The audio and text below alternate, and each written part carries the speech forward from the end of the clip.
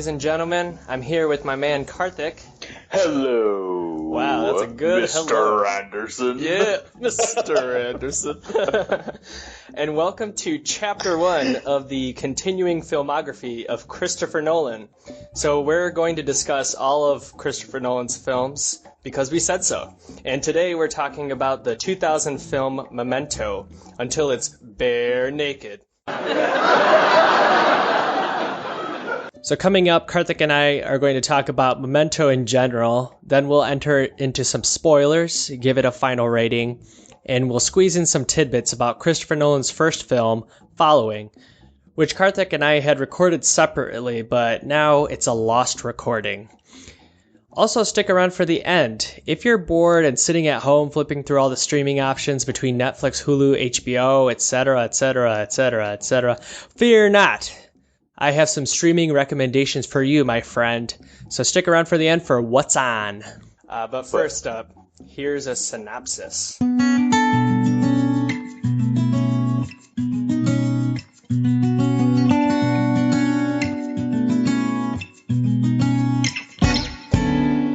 Memento is a 2000 mystery thriller directed by and written by brothers Christopher and Jonathan Nolan, starring Guy Pearce as a man who suffers from an anterograde amnesia, which is the inability to form new memories.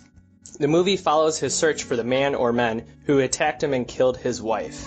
The story is presented as two different sequences of scenes. One is a black and white series shown chronologically, and the other is in color and is shown in reverse order.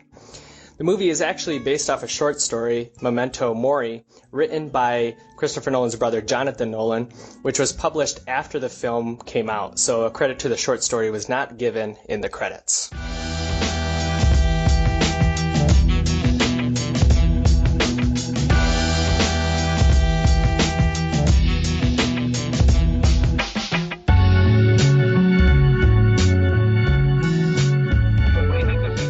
So there's the synopsis.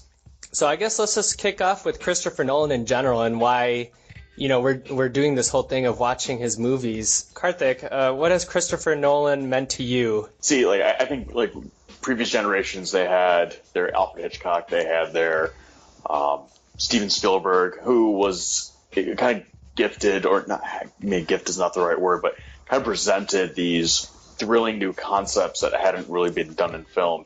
With Christopher Nolan, he's almost a movie watcher's, director and creator. He makes movies for people that love to think and dissect, and he messes around with time and throws in these, present day motifs and thoughts and concepts into, this is how it would play out in a slightly fantastical world. Yeah, for sure. There's two Matrix people in this movie, Joey Pantoliano and Carrie-Anne Moss. So Natalie and I forget what the character's name Joey Pantoliano played. It could be Teddy. It could be John G. We don't know. Yeah, we don't know. Hey. So this is my third time that I watched Memento, and I was a little apprehensive because I felt this right after I watched Memento the first time. I was like, I'm not sure I'll be able to watch this again, but unless I'm watching it with someone who hasn't watched it before. Right. But watching it this time, I watched it by myself, and I was a little scared, but that it wasn't going to resonate again because I knew what was going to happen. But then I completely forgot that this isn't a movie I'm watching. It's like a roller coaster story. It's like, it is because of the way that it's been, all the scenes of the stories are, you're starting off with like the end, and then you're going to the middle, and then you go to the beginning and you wind yourself back down to the end. Like, you know what I mean?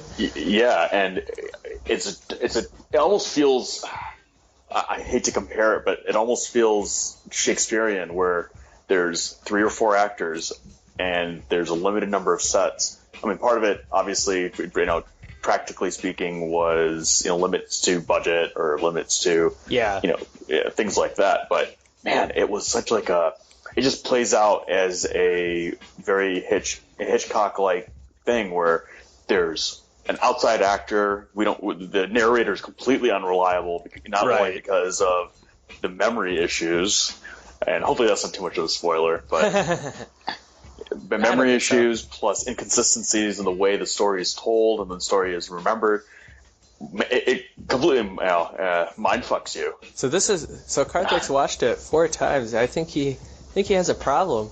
I think this is an intervention. Maybe you need to stop watching Memento. Maybe it's because I can't remember that if I've seen it or not. Oh, hey! Oh, what's happening here? This movie, Memento, told in a different way, could almost be a comedy. This guy who can't remember anything, but he's trying to solve a mystery. That's almost like comically wacky in a way. It's like the Mr. It could have been a Mr. Bean style. Right. Exactly. Oh, I have amnesia, or I have memory issues. I'm gonna get you if I can remember you. Great. We just degraded a very semi-serious topic into wah wah wah wah wah.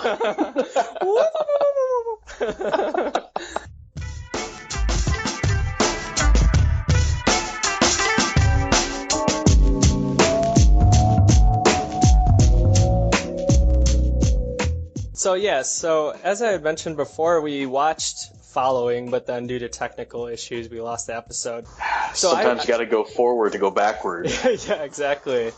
We had talked about this, that there's a lot of connection between Following and Memento. Following, he was trying to tell the story, but in like a random series of events. I mean, it wasn't as random as Memento, because Following, I think, starts kind of at the end, but then goes from the beginning and then just goes all the way down, where Memento jumps around all the time.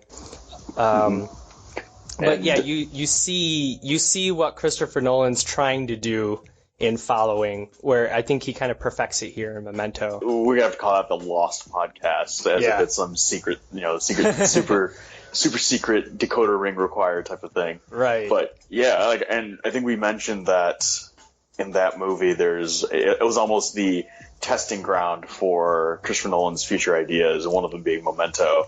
Yeah. And this movie uses black and white interspersed with color, which is something that we said, man, if The Following had done that, it would have made such a big impact. Right. In certain scenes, and he must have listened to our conversation from the past. Matthew McConaughey strikes again. Somehow he did it.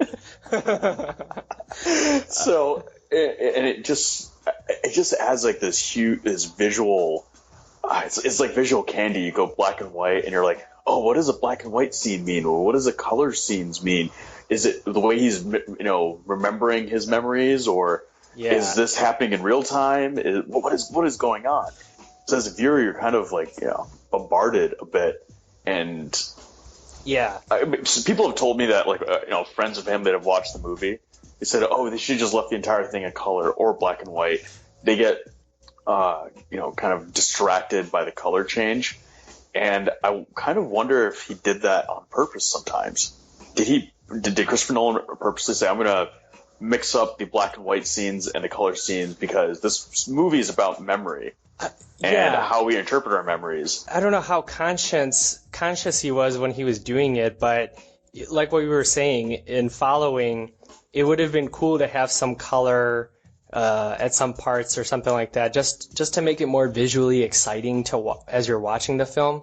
Because as we both I think we both kind of agreed that had it not been Christopher Nolan's first film, we would have started it, got bored, and then probably not have finished it. And so that's something he perfected here in Memento, that the black and white and the color, it's all part of the roller coaster ride. I think he did that consciously, like making it visually exciting to watch the film and go along with the ride. So if you jump on analysis, and people that are listening to this, they can jump on the internet and look at. There's a picture of the story in chronological order, showing that the black and white version happens at one point in time, the color portions of the movie happen at another point in time, and they get interspersed amongst each other because you're following the story but also looking at memories. Right. And as you mentioned earlier, Memento Mori is a Latin term meaning always remember death or remember death. Oh, Meaning okay. it was the original YOLO from back when everyone spoke Remember Latin. death. Yeah. So a little bit of historical context. If you ever see those old paintings, Renaissance and Baroque paintings, where either someone's holding a skull or has a skull somewhere in the room, that was to signify, remember that death happens or death is nearby always. Whoa. So it was kind of a, carpe diem, seize the day, Okay. live life to the fullest type of mentality. I mean, you had Black Death and all sorts of things back in the day. Yeah. And people had to be conscious of that. Okay. So using that in this context is the characters are always looking out for something, and especially the main character is trying to figure out what the hell happened to him. Right. Well, in a way, the main character is almost seeking death, seeking peace. Yeah. And he wants to know who killed his wife so that he can live at peace, because he's only living for revenge. Right. That's a line he says in the film. So to break him out of the circle. Oh boy, we just pulled did we just pull some Buddhist and Hindu philosophy into this thing? I think we did. Yeah.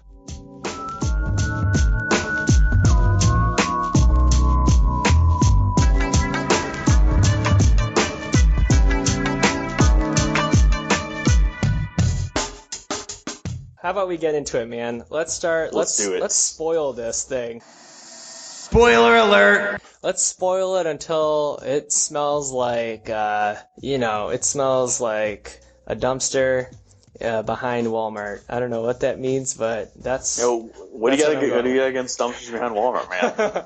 I'm just saying the dumpsters behind Myers are much, much better. Are you dumpster selective? I'm dumpster selective, yeah. Selective bias. Guy Pearce is really good, but Joey Pantalone's Teddy and then Carrie-Anne Moss's Natalie, the acting was just like so good.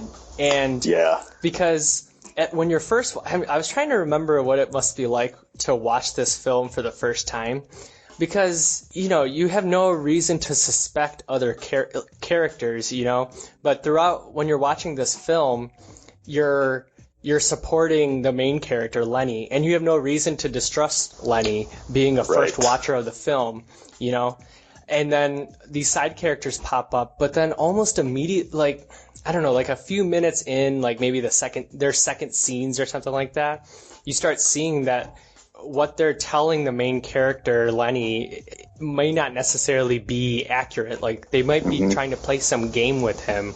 And so, man, if you're paying attention to the film, then you're really hooked in, because you're really supporting the Lenny guy trying to find out the killer of his wife, and the main characters of this film, you can't even trust them, and Lenny doesn't even know what to do with them. He's just putting tattoos on his body and taking pictures to keep notes.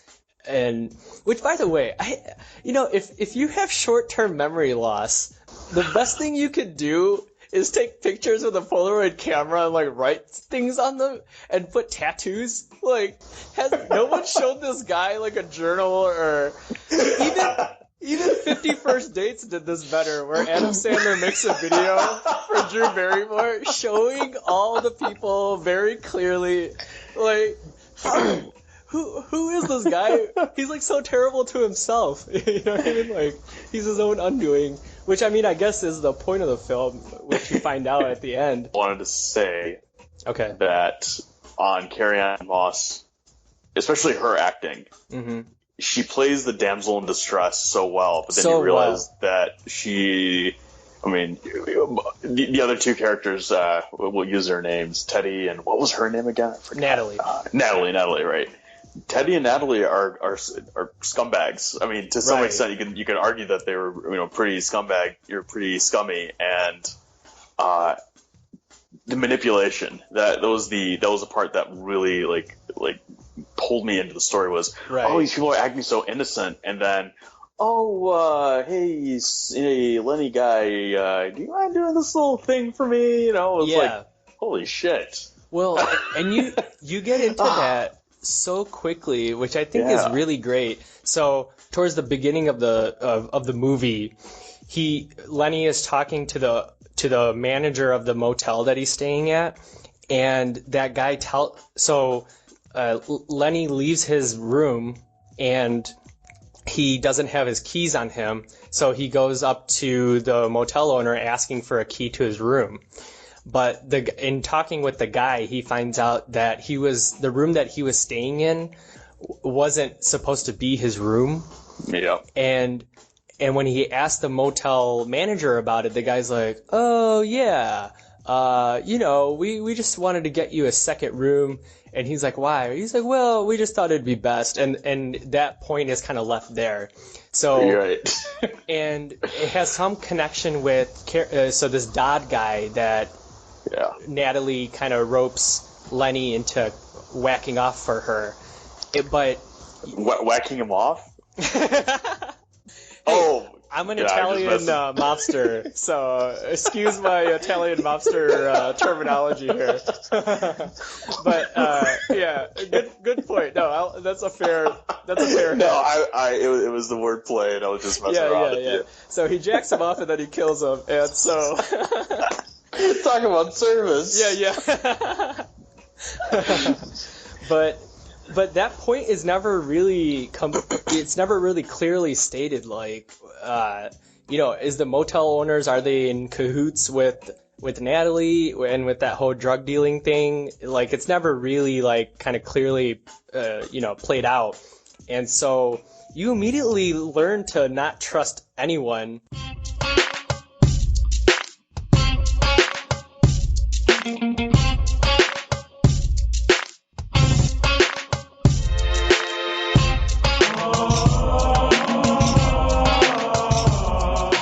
Throughout the movie, so you were kind of getting to this, Karthik, you learn to not trust any of the other characters, and you're like really behind Lenny. But then you get to the ending, then he has this kind of this monologue scene with Joe Pantalone's character, Teddy, who you never really find out why, but you do question from the beginning, why is this Teddy guy helping Lenny out? Right. And then through what he's saying, you kind of make out that he was a cop, or he at least is telling Lenny that he was a cop that was part of the initial investigation of his wife's murder, and he felt sorry for Lenny, so he's helping him out, and then then he's like basically telling Lenny that, hey, I helped you out, and now everything you're doing from that point on is stuff you're doing to yourself. And so, I mean, that just like totally, takes a left turn for the movie as far as like being a watcher of the movie, and it's like so great. And that was something that I didn't anticipate watching this movie by myself for the third time. I thought I was just going to know, so it wasn't going to land that well, but man, the twist with Natalie, where she turns out to, be, playing him all along.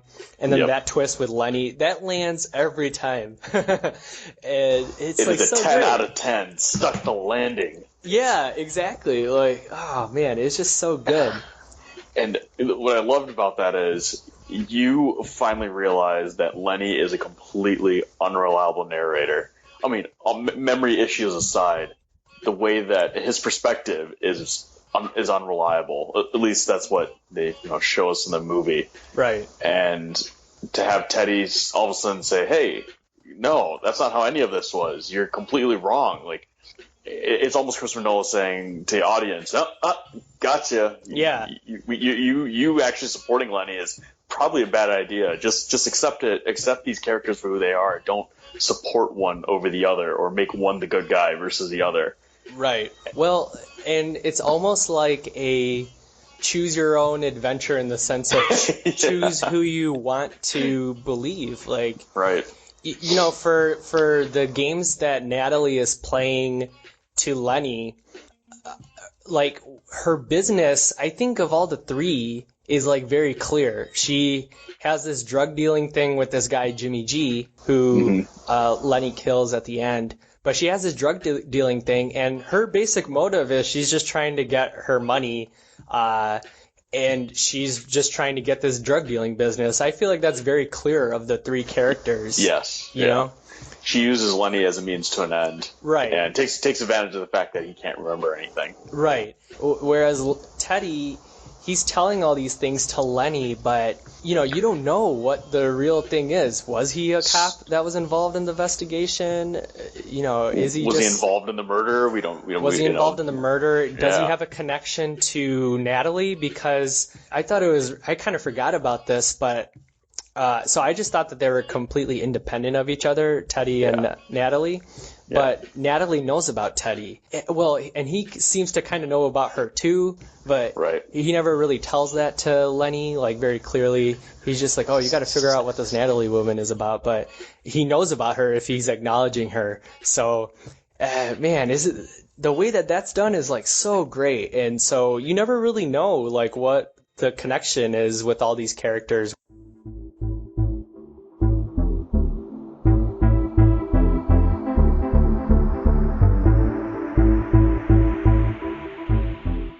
Okay, we're really moving now, folks. I hope you're enjoying this here episode. There's lots more where that came from, like a comedy competition between Simpsons, Family Guy, South Park. Got an episode that's a discussion of the future of Star Wars, a review of both the 1980s and 2011 The Thing, and a discussion of opportunities for improvement in the American presidential election system. Make sure you catch all those episodes, and you can find all of them by subscribing on iTunes to my podcast. And if you do, please leave a review. That really helps me out. And find Barenaked Reviews on Facebook or Twitter or YouTube. And if you do, you get notified whenever there's a new episode. And you can find show notes and much more at rishib.com. Got a couple fan notes here. I recently tweeted out that a new Netflix movie is in the works, and that's going to be bringing Scorsese, De Niro, Joe Pesci, and Al Pacino together for a movie called The Irishman. Man, it's like something like $105 million or something that's being put together for all these guys to do this movie. I asked people if they're excited or apprehensive. I tweeted that out, and fans of the show Carlos and Tiffany, who's one of the hosts of the fantastic podcast Chai Tea Party, they both expressed their excitement. I'm excited, but I don't know. I can't help feeling like this Irishman movie is just going to be a better version of like War Hogs with John Travolta and William H. Macy. They're just a bunch of old dudes who are riding motorcycles and getting back in the groove of being in a movie and just frolicking around.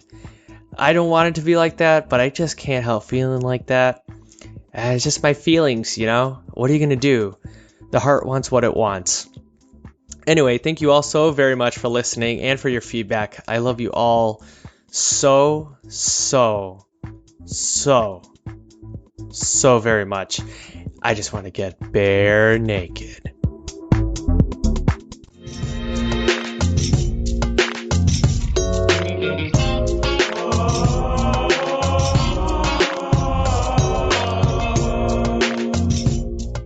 So I always wondered if this was a kind of chopped and screwed version of the absolute truth versus the relativistic truth. I always thought that was, it was almost two sides of the same coin, or polar opposites on the same plane. Like you're saying, like, what is the truth? Yes, and this maybe playing into the whole point of the movie is your memory is only as good as the interpretation of the truth. Well, that's true.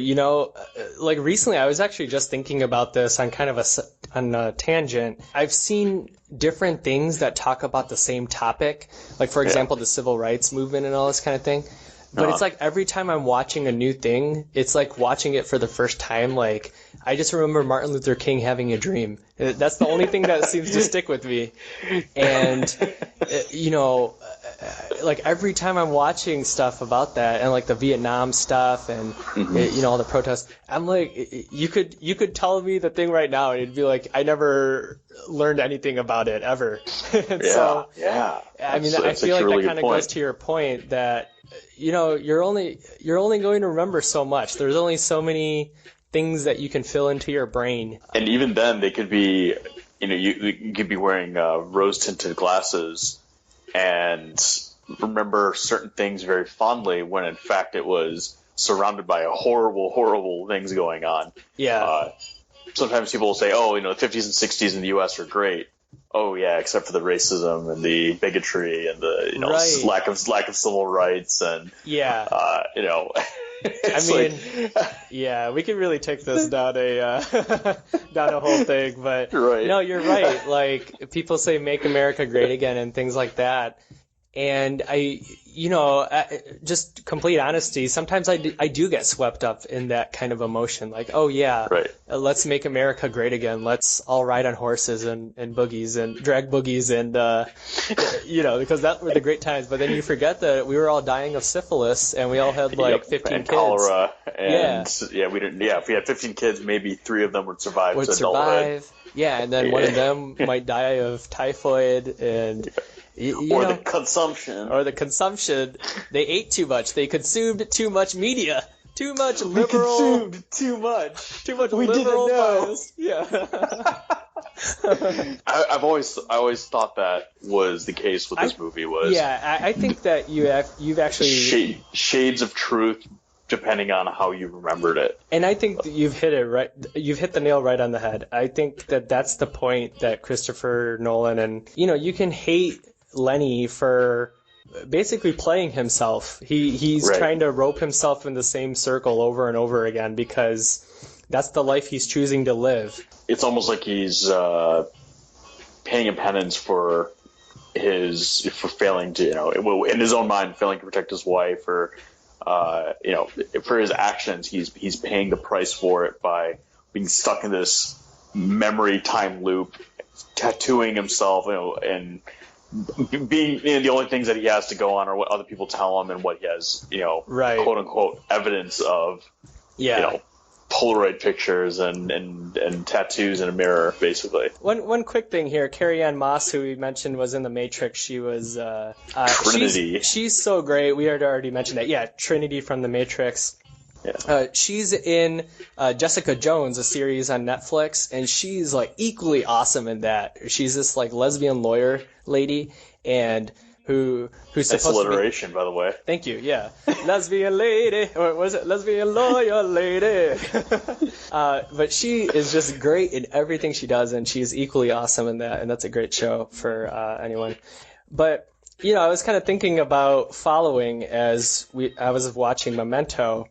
And in Following, the main character ultimately gets played by a woman.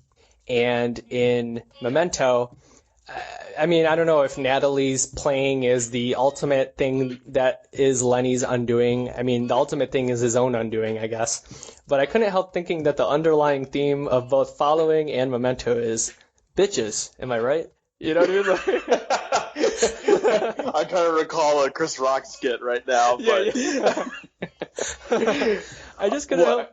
I couldn't help wondering what Christopher Nolan had happen to him in his life. You know what I mean?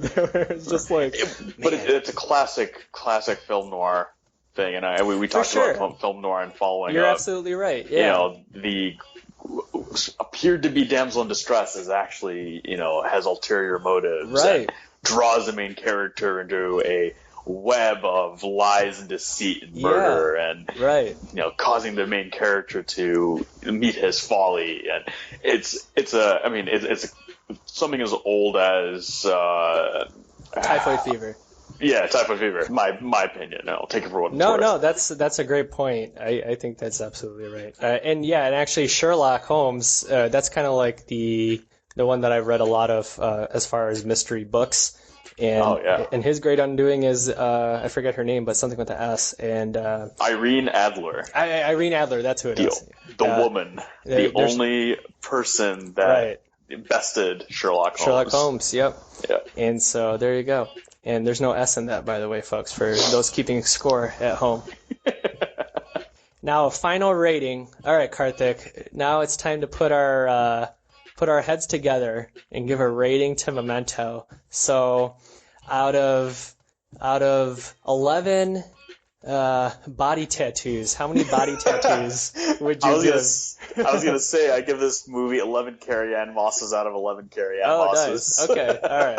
I'll use your arbitrary rubric. I give this movie 11 body tattoos out of 11 body tattoos. If you're a fan of Christopher Nolan, obviously this is arguably the first major hit movie for him, and in general, it is a great throwback to older movies. It is a great, it's like the greatest hits of film noir and Hitchcock.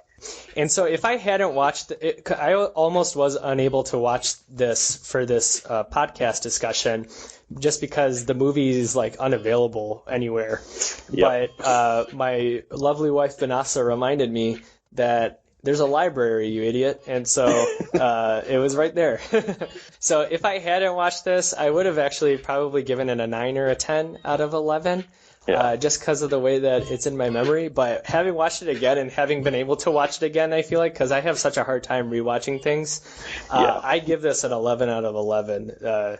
Everyone in the world should watch this.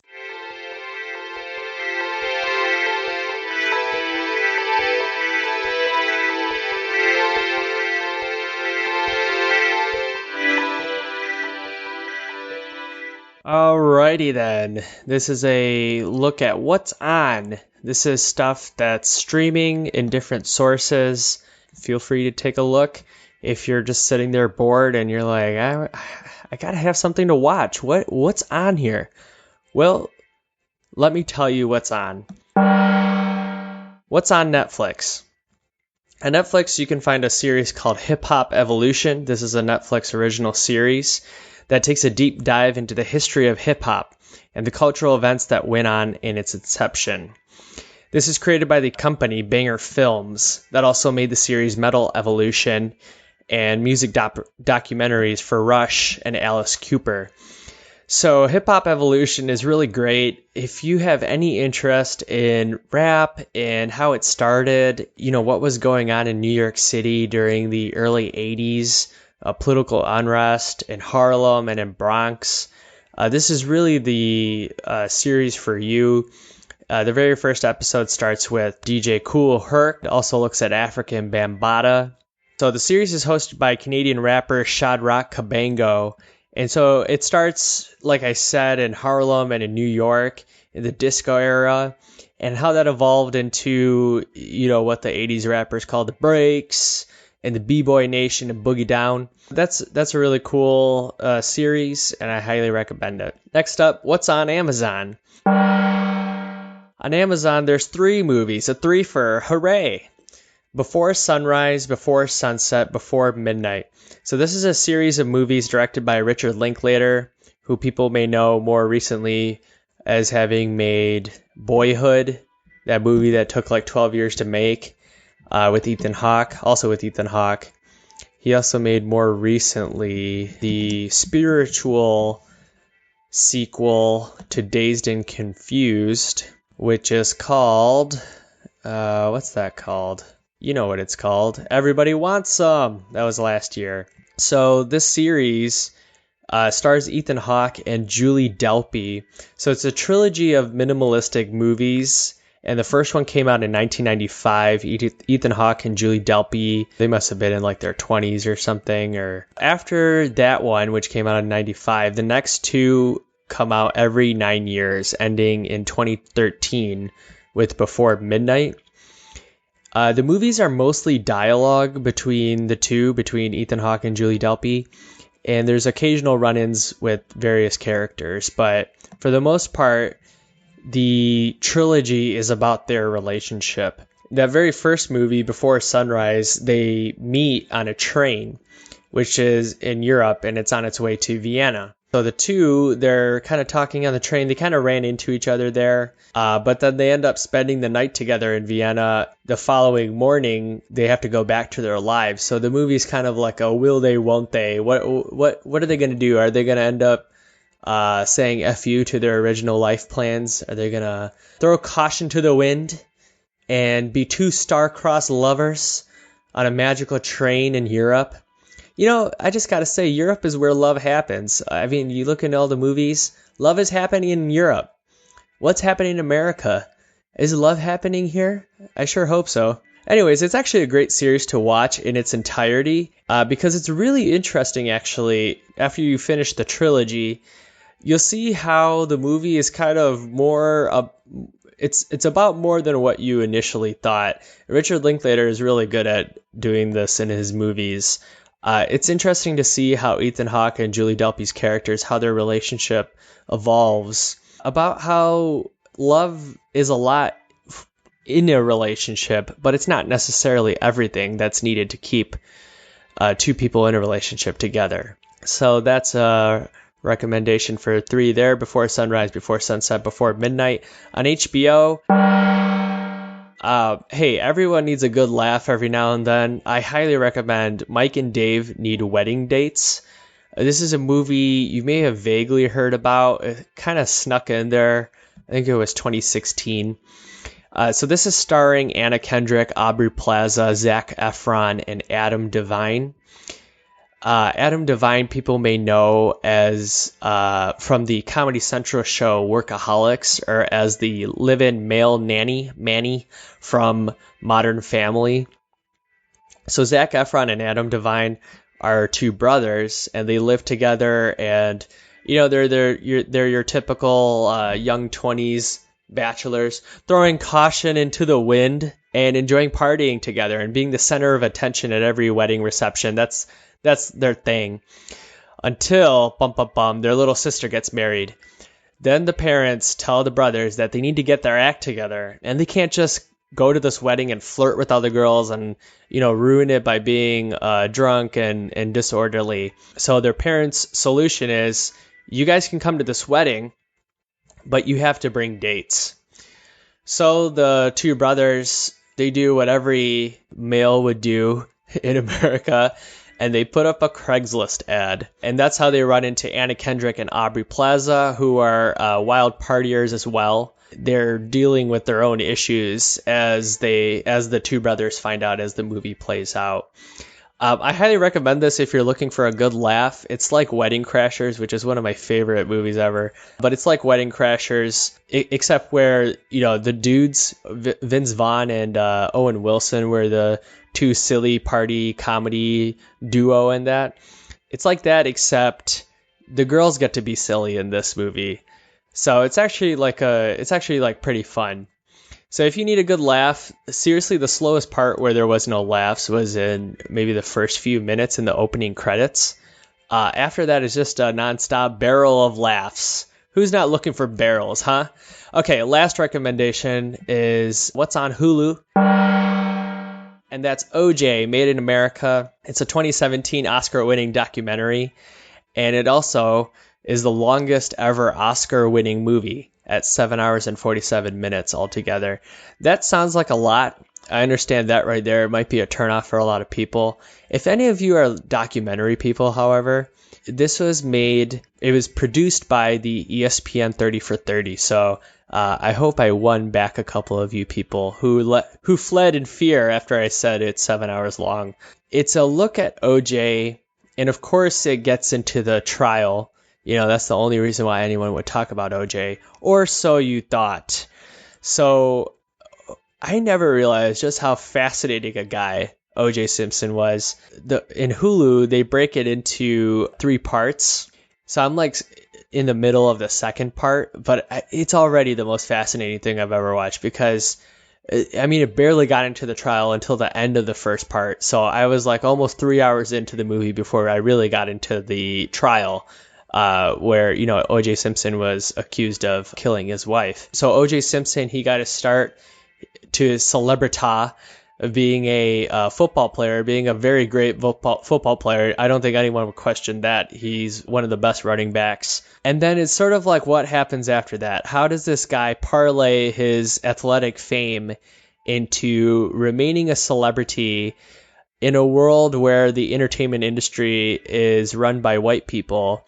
How does this guy, this black guy, kind of sing and dance for these people so that they let him into their good graces? It's just really fascinating. He pretty much ignored all the civil rights stuff that was going on around him, and he thought that by ignoring that, people would consider him a good boy who's just keeping his head down. He's not getting all riled up with those other black folks.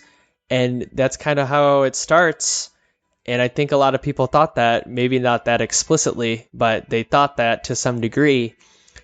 And then things sort of start boiling up, and things end up where they are now. He's in jail, not for the murder, but for tax evasion or something like that. Man, it's just like really fascinating. It's a fascinating 7-hour and 47-minute documentary. I highly recommend it, though. That's all on Hulu. Okay, so those are my recommendations for What's On. Hope you enjoy that. If any of you watch any of those, please let me know what you think on Facebook, Twitter, or YouTube. All right, so with that, that's a wrap. Oh, going out to all my naked fans, man. Yeah. Roll through Facebook and see nothing but fights. I know I'm brown, but I still have rights. Be bare naked and keep giving me likes. Damn, this makes sense. Yeah. I don't think so. I don't think so. I don't think so. I don't think so. I don't think so. See ya.